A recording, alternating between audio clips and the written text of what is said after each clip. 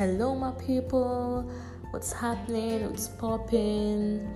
My name is Sandra. I am your host, and welcome to the Soft and Tender podcast.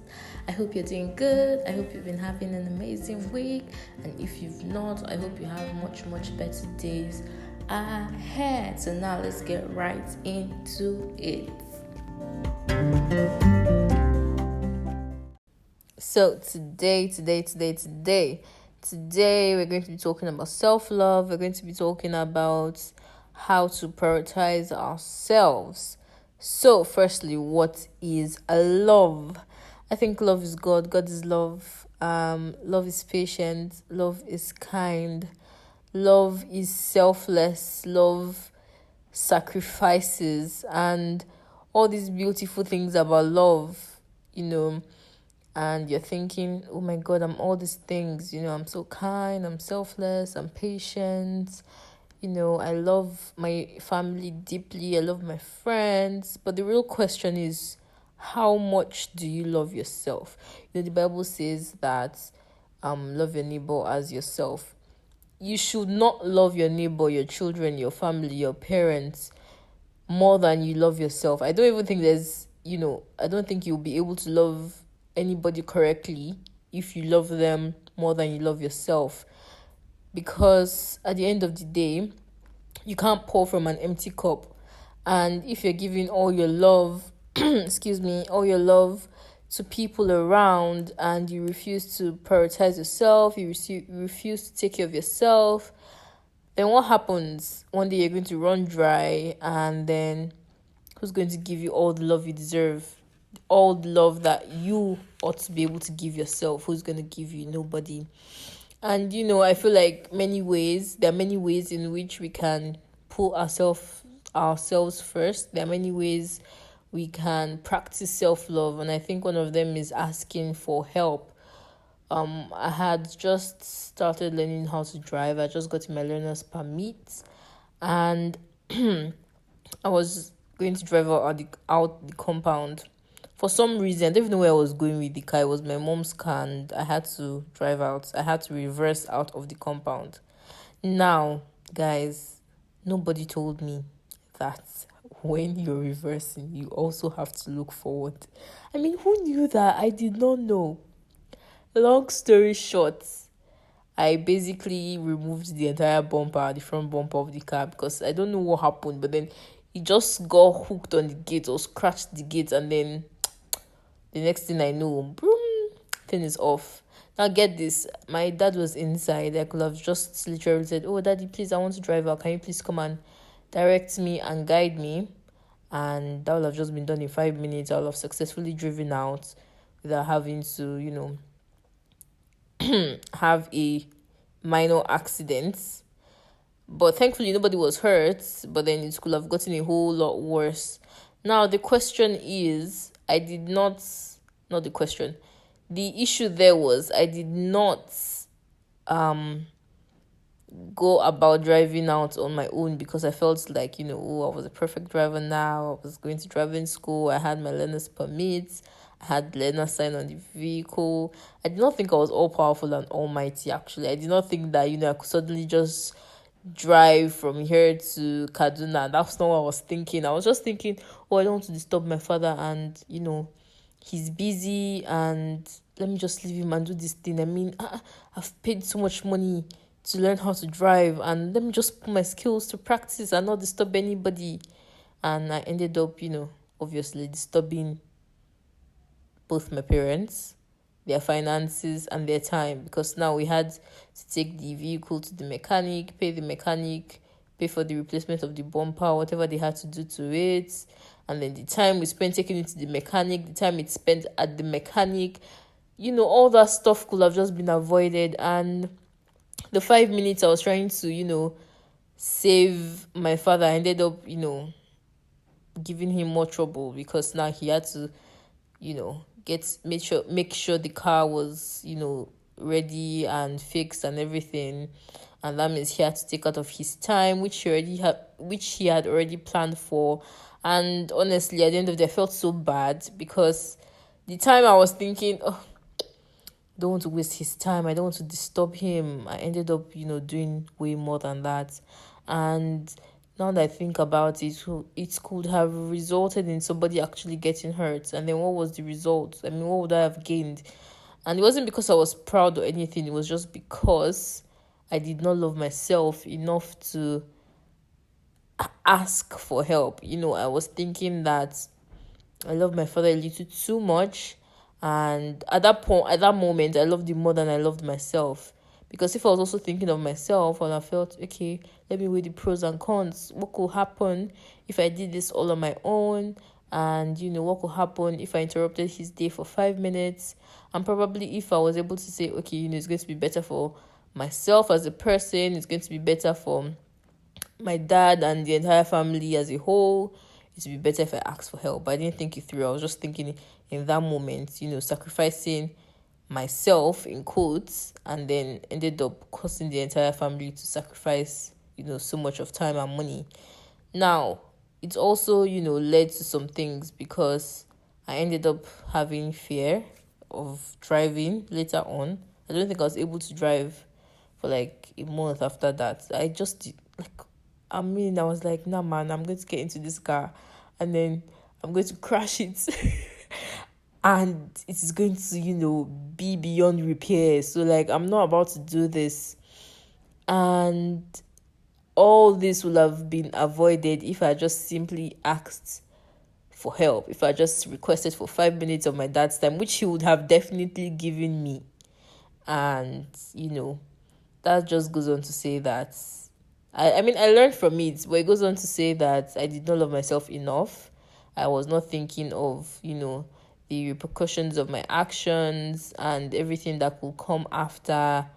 And, it taught me a big lesson. I think, I want you to also learn from that lesson. Ask for help. You're not going to die. You're not going to pass out. You're not going to faint. It's not going to make you, less of the person, less of the man or woman that you are. It's going to make you better, stronger. It's going to save you so much costs, and it's going to, probably prevent any casualties that could be in the pipeline. Now, another way to, make sure that you're practicing self-love, you're putting yourself first, is to stop comparing yourself and to trust yourself. I feel like, comparison is a thief of joy. Excuse me. So now, you have a friend, a colleague, a sibling, whatever, whoever, a classmate, whoever or whatever the person may be to you, and you keep comparing yourself. First and foremost, you guys don't even bear the same name. Even twins don't have the same name. So why would you? Now, if you're thinking, oh, my sibling, we have the same surname, that surname is not your first name. So I hope you're following me. So don't come with the excuse that, oh, we have the same surname, so we're the same. Put a stop to that thought right now. You're completely different people. Even twins are not born in the same second. So you can't tell me that, there's nothing like that, fam. There's really nothing like that. You have to stop comparing yourself. You have to trust your decisions. You have to, there's some times where, two people are in similar situations and they make different decisions, and somebody's, decision turns out to be the better one. And then let's assume, A and C are in such situation, and then A is looking at C and is like, oh my God, C made, the better decision. Does this mean I'm incompetent? What does this mean? Blah, blah, blah. And then you start comparing. That's just going to steal your joy, because looking back, when you look back on that situation, you can probably tell that you made that particular decision and you made that choice for some reasons. And at that moment, or in that moment, those reasons were very solid to you. And you probably had weighed your pros and cons. And if you didn't, I think that's also fine. We're not perfect. Don't think you're perfect. You can never be perfect. You're not God. And there's perfection in our imperfections. And that is what this life is about. So by the time, you start comparing yourself, I'm sure that person you even compare yourself to is also probably looking at you and is like, oh my God, this person is doing this, is doing that. and you just can't. It's going to steal your joy. It's going to, deny. It's going to have you deny yourself all the things that you ought to give yourself, all the things you're capable of, letting yourself feel. And I don't think that, that's the best thing to do. And you also need to trust yourself that you're making the best decision. This also goes on to say that, you should hardly have any regrets. I know there are some things that are unavoidable, but for the most part of it, how I look at my life is, when I feel like I made the wrong decision or I made some bad choices, I look back and think back, oh, okay, looking back 3 years, 4 years, 10 years. Oh, okay, when I was 5 years old, that decision I made, to not wear my goggles to swim, did it pay off? Or, would I have been better off if I wore my goggles to swim? And then you're weighing the pros, you're weighing the cons, and then you look and you see that the decision that the 5-year-old you made was probably the best that you could make for yourself in that moment. The fact that it did not pay off did not mean that the other one would have been better for you. It may have been better for somebody else, but it may not have been better for you. And this is going to help let's help you let go of so much regret, so much hurt, so much pity that you're looking at like, oh my god, I should have done this, oh my god, I should have done that. I'm not saying you should not reflect, I'm not saying you should not retrace your steps. I'm just saying that feeling regret is really not necessary, because I'm sure that in that moment that you made that decision, you probably felt it was the best, and you did so with all your heart, hoping that you were making the right choice, and it just didn't work out, and that's okay. That does not mean that that's the end of the world. That does not mean that you have to regret it. At the end of the day, it's our experiences that make us who we are. And I think it's a beautiful thing to look back, see that you made some bad choices, made some mistakes, and to realize that, oh well, that happened, good and fine, I'm moving on from it, greater heights, from grace to grace.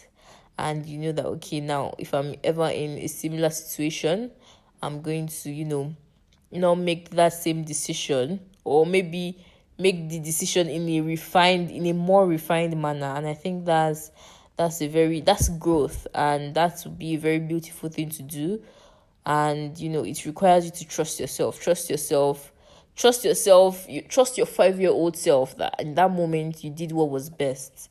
And because you didn't know more, you didn't know better, it's fine, you're okay, you're good. And at the end of the day, where there's life, there is hope.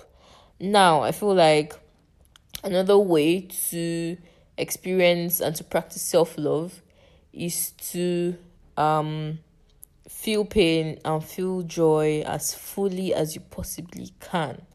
There's no way we're going to go through life and not feel some level of pain, and obviously, the good, that's the joy. And most of us tend to, let's say bad things have been happening, and there's something good, something small, a small achievement. Let's say, for instance, you're a very inconsistent person, and then for 1 week, you're able to be consistent in, a particular stuff you're doing. And, maybe there are other sad things happening around. Feel the joy, celebrate yourself for, being consistent for those 7 days. It is worth it. You're able to, do what you plan to do. You were able to follow your schedule, and you made it through. I think that is very, very important to do. And when you feel pain, when the sadness comes, I do think that you should also feel it. Do not let it overcome you, but feel it fully and embrace it. And I feel like when you do that, it's going to, help you moving forward. Because now you're thinking, I don't want to ever feel this kind of pain again. And you're going to be able to work in the direction. I mean, some things are truly unavoidable and unplanned, but at least the ones that, are within your control, you're able to tell yourself, okay, now I'm not going to make this mistake again. I'm going to do this if I was ever put in such a situation again. And I think that's very important. I think that, at the end of the day, trusting ourselves, feeling pain, feeling joy, and, not comparing ourselves with others is very important. Now, if you remember at the beginning of this conversation, I said that love is kind. Now the question, are you kind to yourself? Are you kind? Some people just think that, kindness is just all about how you treat other people, how you treat friends, colleagues, and all of that. But are you kind to yourself? Do you forgive yourself? I think that you should forgive yourself. I think you should be kinder to yourself. I think that, there are some things, like I said, when you look back and you're regretting stuff, you're beating yourself up. Be kinder to yourself.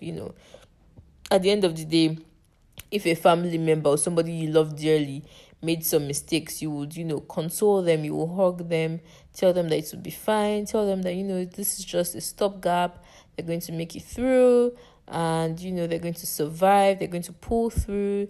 So why won't you do that with yourself? Why won't you pick yourself up? Why? Because at the end of the day, really, we don't have anybody besides God. And there are some things that you probably don't even want to discuss with anybody. It's just you, your head, your thoughts. And who's going to help you? Who's going to pick you up in that moment? If you're not kind to yourself, if you're just beating yourself up, when and at what time do you, rise up and conquer it all? So you need to be kind to yourself. You need to be patient with yourself. And you need to forgive yourself. You really do need to forgive yourself. It is very important in moving forward. Forgive the 5-year-old you. Forgive the 10-year-old you. Forgive the 15-year-old you. I mean, you didn't know better then, and that's okay. Now you know better. Now you're not going to make such mistakes. And now you're forgiving yourself. And, day by day, you love yourself more. Day by day, you think of yourself. Day by day, you do selfless acts for yourself. You take care of yourself more. You rest when you need to. You cry when you need to. You laugh when you need to. Don't let anybody stop your shine. Don't say because somebody's next door you can't laugh. Laugh with your full chest. Laugh with your full chest. I think laughter is good for the soul. Cry with your full chest. I think that's also important. So I hope all this that I'm able to say, you guys are jotting things down. So, and at the end of the day, people who love themselves totally are less likely to suffer from anxiety and depression. Yes, guys, I got that off Google in case you're wondering. But I do believe it's true. So love yourself more, take care of yourself more, and ultimately be able to, be the best you can to those that you love, to those around you. And I think that's what, people that love you want from you, and people that you love, that's what they want from you. They want you to be the best that you can. And in order to do that, remember the first rule. I need to love myself first. And that way, I'll be able to love my neighbor just as I love myself. So, guys, thank you for listening. That brings us to the end of this episode. Thank you for tuning in. Thank you for subscribing.